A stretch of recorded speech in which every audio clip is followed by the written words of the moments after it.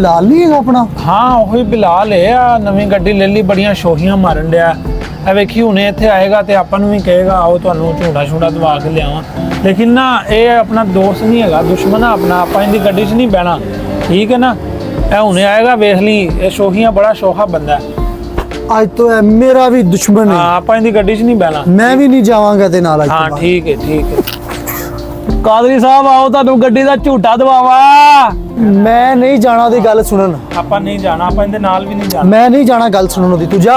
लेकिन ना हुण बुला रहा तो बंदा अच्छा नहीं लगता एक दिन दी गल सुन लीजिए याद चल हाँ जी चलो आयो कादरी साहब तुहानूं झूठा दवाईए गड्डी दा ਅਸੀਂ नहीं जाना जाओ तुसी ਅਸੀਂ नहीं जाना। भाईजान नूं भी नाल लै आओ यार मैं नहीं जाना तू जा मेरा यार हैगा चल कारी चली आपां। ए की गल हुई? चलो भाई बाय बाय